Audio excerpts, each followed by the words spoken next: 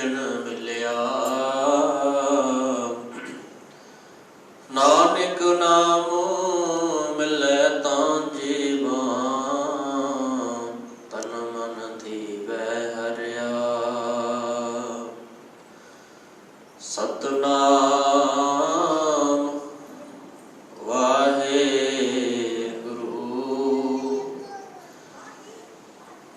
हर जेठ जड़ंदा लोड़ीऐ, जिस आगे सब निवन।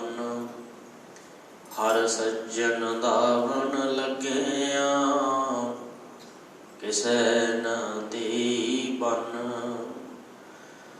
हर जेठ जड़ंदा लोड़ीऐ, जिस आगे सब निवन। हर सज्जन दावन लगिया, किसे न दीपन। मानिक मोती नाम प्रभु, उन लगे नाही सन। रंग सबे नारायण, जेते मन पवन।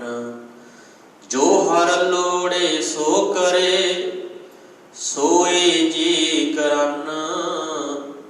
जो प्रभ कीते अपने, से कहिए तन।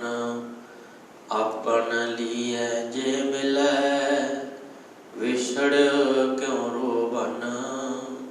साधु संग परापते, नानक रंग मनन। हर जेठ रंगीला तिस तनी, जिसकै भाग मथन।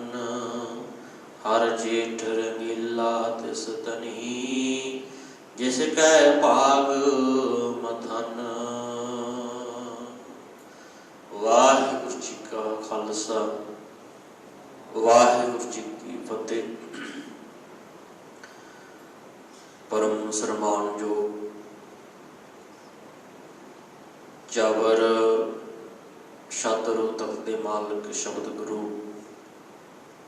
कलजुग की ओट, दीन दुनी दे मालिक, सारे ही संसार दे सांझे रहबर, जुगो जुग अटल। धन धन आद श्री गुरु ग्रंथ साहिब जी की पावन और पवित्र निकी गोद के अंदर विराजमान गुरु दी प्यारी, गुरु दी सवारी, साजी नवाजी साध संगत जीओ। बड़भागे हाँ कि जिन्होंने सतगुरां दी पावन और पवित्र निकी गोद के अंदर बैठ करके हरि जस करम दा ते सुन दा सुभाग समा प्राप्त होया है। सो आप जी दूरों नेड़ों चल करके उस महान शख्सियत धन धन श्रीमान संत बाबा अतर सिंह जी वालों स्थापित किए स्थान गुरुद्वारा गुरसागर मस्तूना साहिब विखे सतगुरों के पावन पवित्र दरबार अंदर हाजरी भरन दे लई और गुरु दियां वडियाइयां, गुरु दियां खुशियां नूं प्राप्त करन वास्ते आ करके सतगुरों नूं नतमस्तक होए हाँ। दास तो पहला हजूरी जथे पासों आप जी अमृतमयी कीर्तन सतगुरां दी इलाही बाणी दा शब्द कीर्तन सरवण कर रहे थे। कीर्तन की समाप्ति तो उपरंत जिन्ना क समा सतगुरु जी बख्शिश करते हैं, उन्ने के समय के अंदर रह करके शब्द विचार के नाल जोड़न का यतन करते हैं। आप जी भली बात जानते हो कि वैसाख का महीना जो बतीत हो चुका है कि अज जेठ का महीने का जो पहला दिन है, असी पहले दिन दे विच अज जेठ के महीने में प्रवेश कर चुके हैं। अक्सर जो असी देखते हैं ना दुनिया में संसार में गुरु साहिब ने स्मृति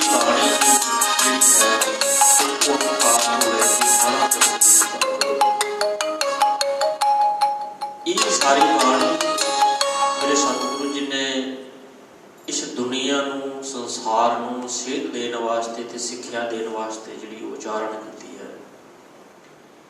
ਇਸ ਕਰਕੇ ਤਾਂ ਆਪਾਂ ਬਾਣੀ ਨੂੰ ਜੀਵਨ ਜਾਂਚ ਕਹਿੰਦੇ ਹਾਂ।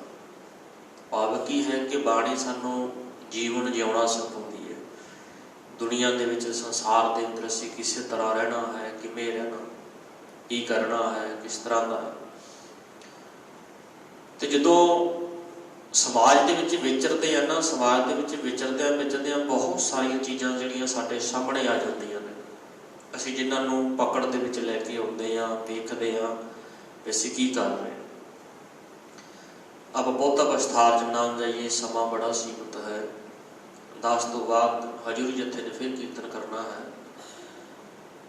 ਗੁਰੂ ਸਵਰੋਂ ਆਪਾਂ ਸਿਰਫ ਗੱਲ ਸਮਝਣ ਦਾ ਯਤਨ ਕਰਨਾ ਕਿ ਅੱਜ ਸਾਰਿਆਂ ਦੇ ਮਨਾਂ ਦੇ ਅੰਦਰ ਸਾਡੇ ਇੱਕ ਖਿਆਲ ਬੜਾ ਹੈ ਕਿ ਵੀ ਸੰਗਰਾਂਦ ਦਾ ਮਹੀਨਾ ਹੈ, ਅੱਜ ਸੰਗਰਾਂਦ ਹੈ।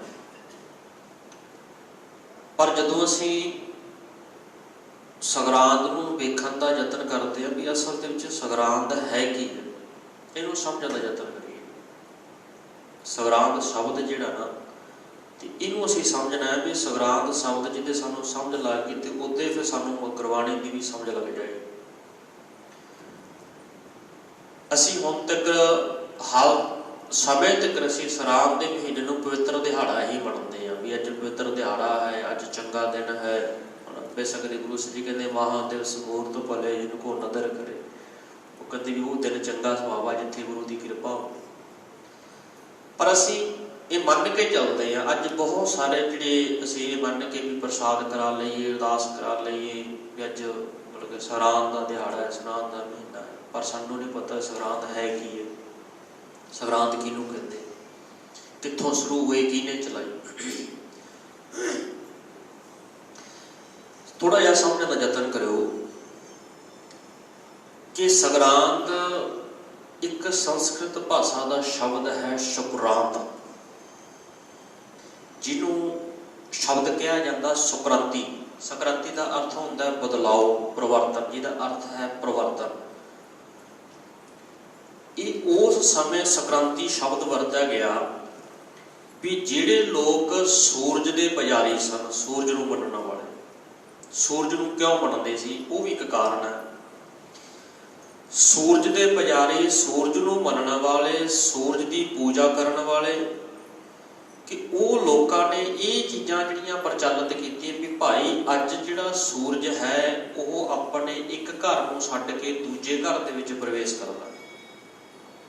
ਸਮਝਿਓ, ਕਹਿਣ ਤੋਂ ਮੁਰਾਦ ਹੈ ਵੀ ਸੂਰਜ ਦੀਆਂ 12 ਰਾਸਾਂ ਨੇ। 12 ਰਾਸਾਂ ਦਾ ਭਾਵ ਹੁੰਦਾ ਘਰ। ਸੂਰਜ ਦੇ 12 ਘਰ ਨੇ। ਸੂਰਜ ਜਿਹੜਾ ਗਿਣਤੀ ਦੇ ਦਿਨਾਂ 'ਚ ਰਹਿੰਦਾ ਹੈ ਵੀ ਇੱਕ ਘਰ ਦੇ ਵਿੱਚ ਕਿਤੇ ਉਹ 28 ਦਿਨ ਰਹਿੰਦਾ ਹੈ, ਕਿਸੇ ਘਰ 'ਚ 30 ਦਿਨ ਰਹਿੰਦਾ ਹੈ, ਕਿਸੇ 'ਚ 31 ਰਹਿੰਦਾ ਹੈ, ਕਿਸੇ 'ਚ ਕਈ ਵਾਰ 32 ਵੀ ਰਹਿ ਜਾਂਦਾ, ਮਤਲਬ ਦਿਨ ਵੱਧ ਗਏ 32 ਵੀ ਰਹਿ ਜਾਂਦਾ। ਸੂਰਜ ਉਹਦਾ ਇੱਕ ਸਮਾਂ ਮਿਥਿਆ ਹੋਇਆ ਵੀ ਉਹ ਇੱਕ ਘਰ ਦੇ ਵਿੱਚ ਉਹਨੇ ਇੰਨਾ ਸਮਾਂ ਰਹਿਣਾ। ਉਹ ਸ਼ਬਦ ਵਰਤਦੇ ਆ ਰਾਸ। ਸੂਰਜ ਦੀਆਂ 12 ਰਾਸਾਂ ਨੇ ਤੇ ਸੂਰਜ ਜਿਹੜਾ ਹੈ ਤੇ ਉਹ 12 ਘਰਾਂ ਦੇ ਵਿੱਚ ਦੀ ਉਹ ਲੰਘਦਾ ਹੈ। ਉਹ ਕਿੰਨੇ ਕਿੰਨੇ ਦਿਨ ਲਾਉਂਦਾ ਹੈ ਉਹ ਆਪਾਂ ਨੂੰ ਪਤਾ ਨਹੀਂ, ਕਿਤੇ 28, ਕਿਤੇ 30, ਕਿਤੇ ਕਿਤੇ ਕਿਤੇ ਕਿੰਨੇ। ਜਿਹੜੇ ਉਹ ਘਰ ਬਣਾਏ ਹੋਏ ਨੇ ਨਾ, ਉਹ ਰਾਸਾਂ ਕੋਈ ਠੰਡੀ ਰਾਸ ਹੈ, ਕੋਈ ਗਰਮ ਰਾਸ ਹੈ, ਤੇ ਕੋਈ ਉਦੋਂ ਮਤਲਬ ਗਰਮ ਤਪਸ ਵਾਲੀ ਰਾਸ ਹੈ। ਜਿਵੇਂ ਜਿਵੇਂ ਸੂਰਜ ਜਿਹੜੇ ਜਿਹੜੇ ਘਰ ਦੇ ਵਿੱਚ ਰਹਿੰਦਾ ਤੇ ਉਵੇਂ ਉਵੇਂ ਮੌਸਮ ਦੇ ਵਿੱਚ ਤਬਦੀਲੀ ਆਉਂਦੀ ਹੈ। ਉਵੇਂ ਉਵੇਂ ਤਬਦੀਲੀ ਆਉਂਦੀ ਹੈ। ਹੁਣ ਤਬਦੀਲੀ ਕੀ ਆਉਂਦੀ ਹੈ ਵੀ ਜਦੋਂ ਸੂਰਜ ਠੰਡੀ ਰਾਹ ਚਲਾ ਗਿਆ ਤਾਂ ਫਿਰ ਠੰਡ ਪੈਣੀ ਸ਼ੁਰੂ ਹੋ ਜਾਂਦੀ ਹੈ। ਸੂਰਜ ਗਰਮ ਰਾਹ ਦੇ ਵਿੱਚ ਚਲਾ ਗਿਆ ਤੇ ਗਰਮੀ ਪੈਣੀ ਸ਼ੁਰੂ ਹੋ ਜਾਂਦੀ ਹੈ। ਤੇ ਇਹਨੂੰ ਫਿਰ ਵੱਡੇ ਮਹੀਨੇ, ਹੁਣ ਜਿਵੇਂ ਅੱਜ ਤਾਂ ਆਪਾਂ ਮਹੀਨਾ ਕਹਿੰਦੇ ਵੀ ਜੇਠ। ਜੇਠ ਦਾ ਅਰਥ ਹੁੰਦਾ ਵੱਡਾ। ਜਿਹੜਾ ਘਰ ਦੇ ਵਿੱਚ ਵੱਡਾ ਪੁੱਤਰ ਹੋਵੇ ਨਾ, ਘਰ ਦੇ ਵਿੱਚ ਜਿਹੜਾ ਵੱਡਾ ਜੰਮਿਆ ਹੋਇਆ ਉਹਨੂੰ ਜੇਠਾ ਕਹਿੰਦੇ ਆ। ਜੇਠੇ ਦਾ ਅਰਥ ਹੁੰਦਾ ਵੱਡਾ। ਤੇ ਅੱਜ ਜੇਠ ਦਾ ਮਹੀਨਾ ਵੱਡਾ ਹੈ, ਭਾਵ ਕਿ ਵੀ ਸੂਰਜ ਦਾ ਘਰ ਇੱਥੇ ਵੱਧ ਦਿਨ ਰਹੂਗਾ। ਤੇ ਇਹ ਵੱਡੇ ਘਰ ਕਰਕੇ ਤਪਸ ਬੜੀ ਪੈਂਦੀ ਹੈ, ਗਰਮੀ ਬੜੀ ਪੈਂਦੀ ਹੈ ਇਹ ਰਾਸ ਦੇ ਵਿੱਚ। ਸੁਖ ਹੈ ਜਦੋਂ ਸੂਰਜ ਇੱਕ ਘਰ ਨੂੰ ਛੱਡ ਕੇ ਦੂਜੇ ਘਰ ਦੇ ਵਿੱਚ ਪ੍ਰਵੇਸ਼ ਕਰਦਾ ਸੀ, ਉਹਨੂੰ ਕਹਿੰਦੇ ਸੀ ਸੁਕ੍ਰਾਂਤੀ ਆ ਵੀ ਭਾਵ ਵੀ ਅੱਜ ਭਾਈ ਮੌਸਮਾਂ ਦੇ ਵਿੱਚ ਬਦਲਾਅ ਆ ਗਿਆ। ਫਿਰ ਉਹ ਬਦਲਾਅ ਨੂੰ ਵੇਖਦਿਆਂ ਹੋਇਆਂ ਲੋਕਾਂ ਨੇ ਕੀ ਕੀਤਾ ਵੀ ਉਹਦੇ ਨਾਲ ਸੋਹਲੇ ਗਾਉਣੇ ਸ਼ੁਰੂ ਕਰਤੇ, ਗੀਤ ਬਣਨੇ ਸ਼ੁਰੂ ਹੋਏ। ਤੁਸੀਂ ਪੁਰਾਤਨ ਸਮੇਂ ਦੇ ਵਿੱਚ ਦੇਖਦੇ ਹੋਵੋਗੇ, ਪਹਿਲੇ ਸਮੇਂ ਦੇ ਵਿੱਚ ਕੀ ਸੀਗਾ ਵੀ ਲੋਕ ਇਕੱਠੇ ਹੋ ਕੇ ਨਾ ਸਾਵਣ ਦੇ ਮਹੀਨੇ ਦੇ ਗੀਤ ਗਾਉਂਦੇ, ਜਾਂ ਤ੍ਰਿੰਜਣਾਂ 'ਚ ਬੈਠ ਕੇ ਗੀਤ ਗਾਏ ਜਾਂਦੇ, ਘੋੜੀਆਂ ਗਾਈਆਂ ਜਾਂਦੀਆਂ, ਛੱਠਣੀਆਂ ਗਾਈਆਂ ਜਾਂਦੀਆਂ ਸੀਗੀਆਂ, ਅਤੇ ਕਾਵਿ ਛੰਦ ਗਾਏ ਜਾਂਦੇ ਸੀਗੇ, ਸੰਦਾਬੰਦੀ ਗਾਈ ਜਾਂਦੀ ਸੀਗੀ। ਵੈਸੇ ਅੱਜ ਤਾਂ ਜੇ ਆਪਾਂ ਜ਼ਿਕਰ ਕਰੀਏ ਤਾਂ ਇਹ ਨਹੀਂ ਪਤਾ ਵੀ ਘੋੜੀਆਂ ਕੀ ਹੁੰਦੀਆਂ, ਤੇ ਛੱਠਣੀਆਂ ਦਾ ਨਹੀਂ ਪਤਾ, ਕਈਆਂ ਨੂੰ ਛੱਠਣੀਆਂ ਕਿਹਨੂੰ ਕਹਿੰਦੇ ਆ। ਸੋ ਕਹਿਣ ਤੋਂ ਮੁਰਾਦ ਇਹ ਹੈ ਵੀ ਲੋਕਾਂ ਨੇ ਗਾਣੇ ਗਾਉਣੇ ਸ਼ੁਰੂ ਕਰ ਦਿੱਤੇ। ਕਾਹਦੇ 'ਚ? ਉਹਦੀ ਪੁਸਤਕ ਦੇ ਵਿੱਚ ਉਹਨੇ ਕਿ ਵੀ ਮੌਸਮ ਆਇਆ, ਬੁਹਾਰ ਆਏ, ਚੰਗੀ ਸੋਹਣੀ ਬੁਹਾਰ ਖੜੀ ਹੈ ਜੀ, ਨਾ ਇੱਦਾਂ ਦੇ ਗਾਣੇ ਬਣਾ ਦਿੱਤੇ ਮੌਸਮ ਦੇ ਹਿਸਾਬ ਦੇ ਨਾਲ। ਇਹ ਚੀਜ਼ਾਂ ਨੂੰ ਵੇਖਦਿਆਂ ਹੋਇਆਂ ਜਦੋਂ ਗੁਰੂ ਨਾਨਕ ਦੇਵ ਜੀ ਨੇ ਦੇਖਿਆ ਵੀ ਦੁਨੀਆ ਦੇ ਲੋਕ ਕਰਦੇ ਕੀ ਪਏ, ਇਹ ਤਾਂ ਸੂਰਜ ਦੇ ਪੁਜਾਰੀ ਬਣ ਕੇ ਬੈਠ ਗਏ, ਤੇ ਸੂਰਜ ਨੂੰ ਇਹ ਮੰਨਦੇ ਪਏ ਨੇ, ਤਾਂ ਅੱਗ ਦੀ ਪੂਜਾ ਕਰਨੀ ਸ਼ੁਰੂ ਕਰ ਦਿੱਤੀ ਇਹਨਾਂ ਦਾ, ਸੂਰਜ ਦੇਵਤਾ ਬਣ ਕੇ ਬੈਠ ਗਏ। ਤੇ ਇਹ ਲੋਕ ਜਿਹੜੇ ਆ ਕਿਤੇ ਮੰਤਰੀਆਂ 'ਚ ਬੈਠ ਕੇ ਗਾਣੇ ਗਾਉਣੇ ਸ਼ੁਰੂ ਕਰ ਦਿੱਤੇ ਇਹਨਾਂ। ਫਿਰ ਉਸ ਤੋਂ ਬਾਅਦ ਧੰਨ ਸ੍ਰੀ ਗੁਰੂ ਨਾਨਕ ਦੇਵ ਜੀ ਨੇ ਤੁਖਾਰੀ ਰਾਗ ਦੇ ਵਿੱਚ ਸਭ ਤੋਂ ਪਹਿਲਾਂ 12 ਮਹਾਂਬਾਣੀ ਉਚਾਰਨ ਕੀਤੀ ਸੀ। ਉਹ 12 ਮਹਾਂਬਾਣੀ ਭਾਵ ਕਿ 12 ਮਹੀਨੇ ਜਿਹੜੇ ਮੰਨੇ ਜਾਂਦੇ ਸੀਗੇ, ਉਹਨਾਂ ਮਹੀਨਿਆਂ ਨੂੰ ਵੇਖਦਿਆਂ ਹੋਇਆਂ ਗੁਰੂ ਨਾਨਕ ਦੇਵ ਜੀ ਕਹਿੰਦੇ ਜੇ ਸੋਲੇ ਗਾਉਣੇ ਨੇ ਤਾਂ ਉਸ ਅਕਾਲ ਪੁਰਖ ਵਾਹਿਗੁਰੂ ਜੀ ਦੇ ਗਾ। ਜੇ ਤੂੰ ਦੇਖਣਾ ਚਾਹੁੰਦਾ ਪਰਿਵਰਤਨ, ਜੇ ਤੂੰ ਵੇਖਣਾ ਚਾਹੁੰਦਾ ਸੰਗਰਾਂਦ, ਭਾਵ ਕਿ ਸੰਗਰਾਂਦ ਦਾ ਅਰਥ ਹੁੰਦਾ ਪਰਿਵਰਤਨ, ਬਦਲਾਓ, ਤੂੰ ਮੌਸਮ ਨੂੰ ਵੇਖ ਕੇ ਬਦਲਾਓ ਨਾ ਲੈ ਕੇ ਆ। ਕਹਿੰਦੇ ਜਿੰਨੇ ਮੌਸਮ ਦੁਨੀਆ ਤੇ ਸੰਸਾਰ ਤੇ ਤੂੰ ਵੇਖਦਾ ਉਹ ਸਾਰੇ ਮੌਸਮ ਤੇਰੇ ਅੰਦਰ ਵੀ ਵਰਤੇ ਪਏ, ਕਿਉਂਕਿ ਠੰਡ ਸਾਡੇ ਅੰਦਰ ਵੀ ਹੈ, ਤਪਸ਼ ਸਾਡੇ ਅੰਦਰ ਵੀ ਹੈ, ਸਾਡੇ ਅੰਦਰ ਉਹ ਸਾਰੀਆਂ ਚੀਜ਼ਾਂ ਅੰਦਰ ਨੇ ਜੋ ਅਸੀਂ ਬ੍ਰਹਿਮੰਡ ਦੇ ਵਿੱਚ ਵੇਖਦੇ ਪਏ। ਤੁਸੀਂ ਗੁਰਬਾਣੀ ਦਾ ਪ੍ਰਮਾਣ ਬੜਾ ਸੋਹਣਾ ਪੜ੍ਹਦੇ ਹੋ। ਸਤਿਗੁਰੂ ਜੀ ਬਾਣੀ ਸਾਨੂੰ ਸਮਝਾਉਂਦੇ ਨੇ ਜੋ ਬ੍ਰਹਿਮੰਡੇ ਸੋਈ ਪਿੰਡੇ, ਜੋ ਅਸੀਂ ਬ੍ਰਹਿਮੰਡ ਦੇ ਵਿੱਚ ਵੇਖਦੇ ਹਾਂ ਤਾਂ ਉਹ ਸਾਡੇ ਪਿੰਡ ਦਾ ਅਰਥ ਹੁੰਦਾ ਸਰੀਰ, ਸਾਡੇ ਅੰਦਰ ਵੀ ਹੋਈ। ਸਤਿਗੁਰੂ ਜੀ ਕਹਿੰਦੇ ਜੋ ਬ੍ਰਹਿਮੰਡੇ ਸੋਈ ਪਿੰਡੇ ਜੋ ਖੋਜੈ ਸੋ ਪਾਵੈ, ਜੋ ਖੋਜਿਆ ਜਾਂਦਾ ਤੇ ਉਹਨੂੰ ਅਸੀਂ ਪ੍ਰਾਪਤ ਕਰ ਲੈਂਦੇ। ਗੁਰੂ ਜੀ ਕਹਿੰਦੇ ਤੂੰ ਬਾਹਰਲੀਆਂ ਖੋਜਾਂ ਨੂੰ ਛੱਡ ਦੇ, ਹੁਣ ਖਿਆਲ ਸਾਡਾ ਬਾਹਰਲੀਆਂ ਚੀਜ਼ਾਂ, ਤੇ ਬੰਦੇ ਨੇ ਬਾਹਰਲੀਆਂ ਖੋਜਾਂ ਕਰਨੀਆਂ ਸ਼ੁਰੂ ਕੀਤੀਆਂ। ਹੁਣ ਦੇਖੋ ਸੂਰਜ ਦੀ ਵੀ ਕਿਸੇ ਨੇ ਖੋਜ ਕੀਤੀ, ਚੰਦ ਦੀ ਵੀ ਖੋਜ ਕੀਤੀ, ਤਾਰਿਆਂ ਦੀ ਵੀ ਖੋਜ ਹੋਈ ਹੈ, ਧਰਤੀ ਦੀ ਖੋਜ, ਕੋਲੇ ਦੀ ਖੋਜ, ਖਾਨਾਂ ਦੀ ਖੋਜ, ਸੋਨੇ ਦੀ ਖੋਜ, ਖੋਜਾਂ ਕਰ ਕਰਕੇ ਬੰਦਾ ਜਾ ਇੱਥੇ ਤੱਕ ਪਹੁੰਚ ਗਿਆ।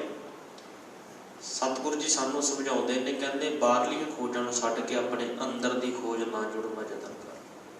ਇਸ ਮਨ ਕੋ ਕੋਈ ਖੋਜੋ ਭਾਈ, ਮਨ ਖੋਜਤ ਨਾਮ ਨਿਧ ਪਾਈ। ਸਤਿਗੁਰੂ ਜੀ ਕਹਿੰਦੇ ਆਪਣੇ ਮਨ ਨੂੰ ਖੋਜ, ਕਦੇ ਬੈਠ ਕੇ ਕਦੇ ਵਿਚਾਰ ਕਰਕੇ ਵੇਖ ਤੂੰ ਕਿਉਂ ਨਹੀਂ ਕਰਦਾ ਪਿਆ, ਤੇ ਤੈਨੂੰ ਨੌ ਨਿਧ, ਨੌ ਨਿਧ ਦਾ ਅਰਥ ਹੁੰਦਾ ਖਜ਼ਾਨਾ। ਕਹਿੰਦੇ 9 ਖਜ਼ਾਨਿਆਂ ਦੀ ਪ੍ਰਾਪਤੀ ਹੋਵੇਗੀ ਜੇ ਤੂੰ ਆਪਣੇ ਅੰਦਰੋਂ ਮਨ ਨੂੰ ਖੋਜਣ ਦਾ ਯਤਨ ਕਰ ਲਵੇਂ। ਹੁਣ ਸਾਨੂੰ ਹਰ ਰੋਜ਼ ਹੀ ਗੁਰੂ ਜੀ ਸਮਝਾਉਂਦੇ ਨੇ, ਸਤਿਗੁਰੂ ਜੀ ਕਹਿੰਦੇ ਲੱਗੇ ਬੰਦੇ ਖੋਜ ਦਿਲ ਹਰ ਰੋਜ਼, ਹਰ ਰੋਜ਼। ਅੱਜ ਸੱਚ ਜਾਣਿਓ, ਬੰਦਾ ਨਾ ਬਾਹਰਲੀ ਖੋਜਾਂ ਤੇ ਲੱਗਿਆ ਹੋਇਆ, ਦੂਸਰੇ ਨੂੰ ਫਰੋਲਣ ਤੇ ਲੱਗਿਆ ਹੋਇਆ, ਆਪਣੇ ਆਪ ਨੂੰ ਨਹੀਂ ਫਰੋਲਦਾ, ਆਪਣੀ ਖੋਜ ਨਹੀਂ ਕਰਦਾ, ਆਪਣੇ ਬਾਰੇ ਨਹੀਂ ਸੋਚਦਾ ਵੀ ਮੈਂ ਕੀ ਕਰ ਰਿਹਾ, ਮੈਂ ਕਿੱਥੇ ਜੇ ਖੜਾ, ਮੇਰਾ ਕਿਰਦਾਰ ਕੀ ਹੈ, ਮੇਰਾ ਜੀਵਨ ਕੀ ਹੈ, ਕੀ ਮੈਂ ਮਾੜਾ ਕਰਦਾ ਪਿਆ ਜਾਂ ਚੰਗਾ ਕਰਦਾ ਪਿਆ, ਮੈਂ ਕਿਸ ਤਰ੍ਹਾਂ ਦਾ ਜੀਵਨ ਜਿਉਂਦਾ ਪਿਆ, ਇਹ ਬੰਦਾ ਨਹੀਂ ਸੋਚਦਾ। ਬੰਦਾ ਬਾਹਰਲੇ ਤੌਰ ਤੇ ਲੱਗਿਆ। ਹੁਣ ਅਸੀਂ ਪਤਾ ਨਹੀਂ ਕਿੰਨੀਆਂ ਕੁ ਸੰਗਰਾਂਦਾਂ ਬਣਾ ਦਿੱਤੀ, ਹਰ ਮਹੀਨੇ ਬਣਾਉਣੇ ਆ। ਸੰਗਰਾਂਦ ਮਨਾਉਣ ਦਾ ਫਾਇਦਾ ਹੀ ਤਾਂ ਹੈ ਜੇ ਸਾਡੇ ਜੀਵਨ ਦੇ ਵਿੱਚ ਸੰਕ੍ਰਾਂਤੀ ਆ ਜਾਏ, ਭਾਵ ਕਿ ਜੀਵਨ 'ਚ ਬਦਲਾਓ ਆ ਜਾਏ, ਪਰਿਵਰਤਨ ਆ ਜਾਏ। ਇਸ ਤਾਂ ਉਹੇ ਜਿਹੇ ਬੈਠੇ, ਚਾਹੇ ਜੇ ਪਹਿਲੇ ਮਹੀਨੇ ਸੀਗੇ, ਵਿਸਾਖ ਦਾ ਮਹੀਨਾ ਲੰਘ ਕੇ ਗਿਆ, ਜਿਸ ਤਰ੍ਹਾਂ ਤੇ ਉਹੇ ਜਿਹੇ ਸੀ ਤੇ ਉਹ ਸਾਰਾ ਮਹੀਨਾ ਲੰਘ ਗਿਆ ਆਪਣਾ। ਕੀ ਸਾਡੇ 'ਚ ਪਰਿਵਰਤਨ ਆਇਆ? ਕੀ ਅਸੀਂ ਅੰਮ੍ਰਿਤ ਵੇਲੇ ਉੱਠ ਕੇ ਬਾਣੀ ਪੜ੍ਹਨੀ ਸ਼ੁਰੂ ਕੀਤੀ? ਕੀ ਅਸੀਂ ਕਿਸੇ ਦਾ ਭਲਾ ਕਰਨ ਦਾ ਯਤਨ ਕੀਤਾ? ਅਸੀਂ ਕਦੇ ਇਸ ਮਹੀਨੇ 'ਚ ਕਿਸੇ ਨਾਲ ਠੱਗੀ ਤਾਂ ਨਹੀਂ ਮਾਰੀ, ਕਿਸੇ ਇਸ ਮਹੀਨੇ 'ਚ ਕਿਸੇ ਨਾਲ ਈਰਖਾ ਤਾਂ ਨਹੀਂ ਕੀਤੀ, ਕਿਤੇ ਨਿੰਦਿਆ ਤਾਂ ਨਹੀਂ ਕੀਤੀ ਕਿਸੇ ਦੀ? ਇਹ ਸੋਚਣਾ ਅਸੀਂ। ਤੇ ਜੇ ਅਸੀਂ ਇਹਨਾਂ ਤੇ ਰੁਕਾਵਟ ਪਾ ਲਈ ਤੇ ਫਿਰ ਸਮਝ ਲੈਣਾ ਚਾਹੀਦਾ ਜੀ ਵਿਸਾਖ ਦੇ ਮਹੀਨੇ 'ਚ ਮੇਰਾ ਪਰਿਵਰਤਨ ਆ ਗਿਆ, ਵੀ ਗੁਰੂ ਜੀ ਮੈਂ ਸੰਗਰਾਂਦ ਮਨਾਈ, ਮੈਨੂੰ ਤੁਸੀਂ ਕਿਰਪਾ ਕਰੀ ਮੇਰੇ ਤੇ, ਵੀ ਜਿਵੇਂ ਤੁਸੀਂ ਸਾਨੂੰ ਕਿਹਾ ਤੇ ਉਵੇਂ ਅਸੀਂ ਕੀਤੀ। ਕੀ ਕਿਹਾ ਸੀਗਾ ਵਿਸਾਖ ਮਹੀਨੇ? ਪਤਾ ਕੀ ਕਿਹਾ ਸੀਗਾ? ਸਾਨੂੰ ਪਤਾ ਹੀ ਨਹੀਂ। ਗੁਰੂ ਜੀ ਨੇ ਕਹਿੰਦੇ ਨਾਨਕ ਕੀ ਪ੍ਰਭ ਬੇਨਤੀ, ਪ੍ਰਭ ਮਿਲੋ ਪ੍ਰਾਪਤ ਹੋਏ, ਬੈਸਾਖ ਸੁਹਾਵਾ ਤਾਂ ਲੱਗੈ, ਜਾਂ ਸੰਤ ਭੇਟੈ ਹਰ ਸੋਏ। ਤੇ ਜਿੱਦਾਂ ਆਪਾਂ ਨੂੰ ਪਤਾ ਹੁੰਦਾ ਤੇ ਫਿਰ ਪਤਾ ਹੁੰਦਾ ਵੀ ਵਿਸਾਖ ਦੇ ਮਹੀਨੇ 'ਚ ਗੁਰੂ ਜੀ ਆ ਕਹਿੰਦੇ ਸਨ। ਵਿਸਾਖ ਦੇ ਮਹੀਨੇ 'ਚ ਮੇਰੇ ਗੁਰੂ ਨੇ ਕਿਹਾ, ਕਹਿਣ ਲੱਗੇ ਵਿਸਾਖ ਸੁਹਾਵਾ ਤਾਂ ਲੱਗਾ। ਸੁਹਾਵੇ ਦਾ ਅਰਥ ਸੋਹਣਾ, ਚੰਗਾ। ਕਹਿੰਦੇ ਵਿਸਾਖ ਦਾ ਮਹੀਨਾ ਉਹਨਾਂ ਲਈ ਹੀ ਚੰਗਾ ਬਤੀਤ ਹੋਇਆ ਭਾਈ ਜਿਹੜੇ ਕਹਿੰਦੇ ਸੰਤ ਭੇਟੈ ਹਰਸ ਹੋਏ। ਸੰਤ ਦਾ ਅਰਥ ਇੱਥੇ ਗੁਰੂ ਆ, ਜਿਹੜੇ ਗੁਰੂ ਨਾਲ ਮਿਲ ਕੇ ਉਸ ਹਰੀ ਦੇ ਵਿੱਚ ਨਾਲ ਜੁੜ ਗਏ ਨੇ। ਤੇ ਜੇ ਤਾਂ ਅਸੀਂ ਵਿਸਾਖ ਦੇ ਮਹੀਨੇ ਸਾਰਾ ਮਹੀਨਾ ਜੁੜੇ ਰਹੇ ਤੇ ਫਿਰ ਤਾਂ ਸਾਡਾ ਸੁਭਾਅ ਹੈ ਵਿਸਾਖ, ਫਿਰ ਤਾਂ ਸਾਡਾ ਵਿਸਾਖੀ ਮਨਾਉਣੀ ਵੀ ਚੰਗੀ ਸੀ ਤੇ ਸਾਡਾ ਸੰਗਰਾਂਦ ਮਨਾਉਣੀ ਵੀ ਚੰਗੀ ਸੀ। ਤੇ ਅੱਜ ਦਾ ਆਪਾਂ ਜ਼ਿਕਰ ਕਰਦੇ ਹਾਂ, ਸਮਾਂ ਬੜਾ ਸੀਮਤ ਹੈ। ਜੇਠ ਦੇ ਮਹੀਨੇ ਦੇ ਵਿੱਚ ਗੁਰੂ ਸਾਹਿਬ ਜੀ ਕੀ ਸਮਝਾਉਂਦੇ ਨੇ, ਸਮਝਣ ਦਾ ਯਤਨ ਕਰੀਏ। ਸਤਿਗੁਰੂ ਜੀ ਬੜੇ ਸੋਹਣੇ ਸ਼ਬਦਾਂ ਸਾਨੂੰ ਸਮਝਾਉਂਦੇ ਨੇ। ਸਤਿਗੁਰੂ ਜੀ ਕਹਿੰਦੇ, ਹਰ ਜੇਠ ਜੜੰਦਾ ਲੋੜੀਐ, ਜਿਸ ਆਗੈ ਸਭ ਨਿਵਨ। ਨਿਵਨ ਦਾ ਅਰਥ ਹੁੰਦਾ ਨਿਵਾ, ਨਮਸਕਾਰ ਕਰਨ। ਕਹਿਣ ਲੱਗੇ ਭਾਈ ਹਰ ਕਹਿੰਦੇ ਨੇ ਹਰੀ, ਜੇਠ ਦਾ ਅਰਥ ਹੁੰਦਾ ਵੱਡਾ, ਭਾਵ ਕਿ ਹਰੀ ਵੱਡਾ। ਇੱਥੇ ਅਸੀਂ ਉਹਨਾਂ ਸ਼ਬਦ ਕਈ ਵਾਰ ਆਪਾਂ ਨੂੰ ਪੜ੍ਹਨ ਲੱਗੇ ਇਸ ਤਰ੍ਹਾਂ ਮਹਿਸੂਸ ਕਰਦੇ ਵੀ ਇਹ ਤਾਂ ਮਹੀਨੇ ਦਾ ਨਾਮ ਆ ਜੇਠ। ਹਾਂ ਹੈ, ਉਹ ਫਿਰ ਮੈਂ ਜ਼ਿਕਰ ਕਰਦੇ ਆ ਵੀ ਗੁਰੂ ਸਾਹਿਬ ਜੀ ਨੇ ਜਿਹੜੀ ਬਾਣੀ ਉਚਾਰਨ ਕੀਤੀ ਹੈ, ਕੀਤੀ ਇਸੇ ਕਰਕੇ ਹੀ ਹੈ ਵੀ ਤੂੰ ਆ, ਗੁਰੂ ਜੀ ਕਹਿੰਦੇ ਵੀ ਆ ਸੰਸਾਰ ਨਾਲੋਂ ਟੁੱਟ ਕੇ, ਆ ਦੁਨੀਆ ਨਾਲੋਂ ਟੁੱਟ ਕੇ, ਸੰਸਾਰ ਦੀਆਂ ਗੀਤਾਂ ਨਾਲੋਂ, ਖੇਡਣ ਨਾਲੋਂ ਟੁੱਟ ਕੇ ਤੂੰ ਜੇ ਜੁੜਨਾ ਉਸ ਵੱਡੇ ਹਰੀ ਨਾਲ ਜੁੜ। ਬਸ ਆ ਜੇਠ ਮਹੀਨੇ ਨਾਲ ਨਹੀਂ ਜੁੜਨਾ ਆਪਾਂ। ਜੇਠ ਮਹੀਨਾ ਤਾਂ ਲੰਘ ਹੀ ਜਾਣਾ, ਪਹਿਲਾਂ ਵੀ ਕਿੰਨੇ ਵਾਰੀ ਲੰਘ ਗਏ ਤੇ ਹੁਣ ਆ ਗਏ ਤੇ ਇਹ ਵੀ ਲੰਘ ਜਾਊਗਾ, ਇਹ ਰੁਕਣ ਵਾਲਾ ਨਹੀਂ। ਇਹ ਤਾਂ ਭਗਤ ਅਰਦਾਸ ਜੀ ਵੀ ਕਹਿੰਦੇ, ਜੋ ਦਿਨ ਆਵੇ ਸੋ ਦਿਨ ਜਾਹੀ, ਕਰਨਾ ਕੂਚ ਰਹਿਣ ਥਿਰ ਨਾਹੀ, ਸੰਗ ਚਲਤ ਹਮ ਕੀ ਚਲਣਾ, ਦੂਰ ਗਗਨ ਸਿਰ ਉੱਪਰ ਮਰਨਾ। ਭਗਤ ਅਰਦਾਸ ਜੀ ਕਹਿੰਦੇ, ਜੋ ਦਿਨ ਆਇਆ ਸੋ ਦਿਨ ਜਾਹੀ, ਕਰਨਾ ਕੂਚ ਰਹਿਣ ਥਿਰ ਨਾਹੀ। ਕਹਿੰਦੇ ਜਿਹੜਾ ਦਿਨ ਆਇਆ ਤੇ ਉਹਨੇ ਚਲੇ ਜਾਣਾ, ਉਹਦੇ ਬਾਰੇ ਸੋਚਣਾ ਬੰਦ ਕਰ। ਤੇ ਜੇਠ ਦੇ ਮਹੀਨੇ ਬਾਰੇ ਵੀ ਸੋਚ ਵੀ, ਜੇਠ ਦਾ ਮਹੀਨਾ ਆ ਗਿਆ, ਪਤਾ ਨਹੀਂ ਕਿਵੇਂ ਕੱਢਾਂਗੇ, ਬੰਦਾ ਇਹ ਸੋਚੀ ਜਾਂਦਾ।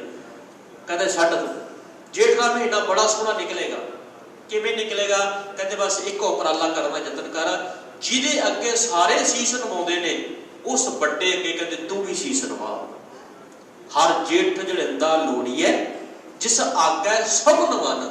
ਜਿਹਦੇ ਕਹਿੰਦੇ ਸਾਰੇ ਉਹਦੇ ਅੱਗੇ ਆਪਣਾ ਸੀਸ ਝੁਕਾਉਂਦੇ ਪਏ ਹੈ ਨਾ, ਤੇ ਉਹਨੂੰ ਨਮਸਕਾਰ ਕਰਦੇ ਆ। ਤੇ ਤੇਰਾ ਫਰਜ਼ ਵੀ ਬਣਦਾ ਹੈ ਕਿ ਤੂੰ ਉਸ ਹਰੀ ਦੇ ਅੱਗੇ ਆਪਣਾ ਨਮਸਕਾਰ, ਆਪਣੇ ਆਪ ਨੂੰ ਅਰਪਣ ਕਰ ਗੁਰੂ ਅੱਗੇ ਵੀ ਮੇਰੇ ਮਾਲਕਾ ਮੈਂ ਤੇਰਾ ਬਸ ਅੱਜ ਤੋਂ ਬਾਅਦ, ਤੇ ਤੇਰੇ ਅੱਗੇ ਮੇਰਾ ਸੀਸ ਝੁਕਿਆ।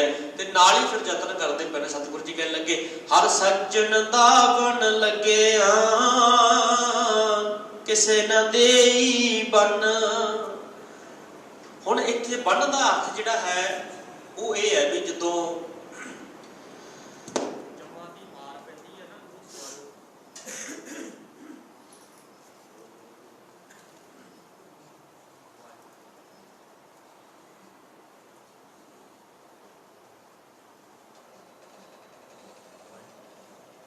ਵਾਹਿਗੁਰੂ, ਜਦੋਂ ਜੰਮਾਂ ਦੀ ਮਾਰ ਪੈਂਦੀ ਹੈ ਨਾ, ਜੰਮਾਂ ਦੀ ਮਾਰ, ਇਹ ਗੱਲ ਤੈਅ ਆ। ਇਹ ਗੱਲ ਯਾਦ ਰੱਖਿਓ ਵੀ ਜਦੋਂ ਦੁਨੀਆ ਤੋਂ, ਸੰਸਾਰ ਤੋਂ ਅਸੀਂ ਜਾਣਾ ਨਾ, ਤੇ ਸਾਡੇ ਕੀਤੇ ਹੋਏ ਕਰਮਾਂ ਦੇ ਅਨੁਸਾਰ ਤੇ ਸਾਡੀ ਅਖੀਰਲੀ ਅਵਸਥਾ ਬਣਨੀ ਹੈ। ਮੈਂ ਨਹੀਂ ਕਹਿ ਰਿਹਾ, ਸਾਰਾ ਕੁਝ ਗੁਰਬਾਣੀ ਕਹਿੰਦੀ ਹੈ।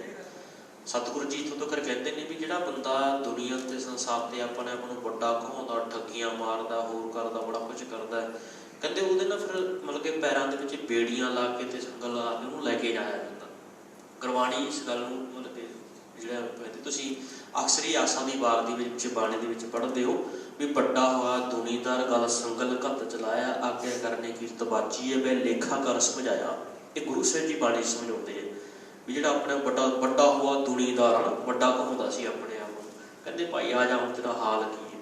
ਤੇ ਫਿਰ ਨਾਲ ਗੁਰੂ ਜੀ ਇਹ ਵੀ ਕਹਿੰਦੇ ਕਿ ਜਦੋਂ ਫੜ ਕੇ ਲੈ ਕੇ ਜਾਂਦੇ ਨਾ, ਜੰਮ ਦਾ ਅਰਥ ਹੁੰਦਾ ਮੌਤ। ਜਦੋਂ ਕਦੇ ਬੰਦੇ ਨੂੰ ਮੌਤ ਆਉਂਦੀ ਹੈ ਤੇ ਉਹਦੇ ਕੀਤੇ ਹੋਏ ਕਰਮਾਂ ਅਨੁਸਾਰ ਹੈ ਵੀ ਜੇ ਤਾਂ ਉਹਨੇ ਚੰਗੇ ਕਰਮ ਕੀਤੇ ਫਿਰ ਤਾਂ ਉਹਨੂੰ ਵਧੀਆ ਸਤਿਕਾਰ ਨਾਲ ਲੈ ਕੇ ਜਾਂਦੇ ਹੋ, ਤੇ ਜੇ ਨਹੀਂ ਕੀਤੇ ਫਿਰ ਕਹਿੰਦੇ ਜਿਵੇਂ ਪੁਲਿਸ ਵਾਲੇ ਨਹੀਂ ਲੈ ਕੇ ਜਾਂਦੇ ਹੁੰਦੇ, ਚੋਰ ਡਾਕੂ ਨੂੰ ਫੜ ਕੇ ਲੈ ਕੇ ਜਾਂਦੇ ਆ, ਬੇੜੀਆਂ ਲਾ ਕੇ ਲੈ ਕੇ ਜਾਂਦੇ ਆ, ਫੜ ਕੇ ਜੰਗਲ ਲੈ ਕੇ ਜਾਂਦੇ, ਤੇ ਫਿਰ ਉਹਦੇ ਅੱਖਾਂ ਤੇ ਪੱਟੀ ਬੰਨ੍ਹੀ ਜਾਂਦੀ ਹੈ।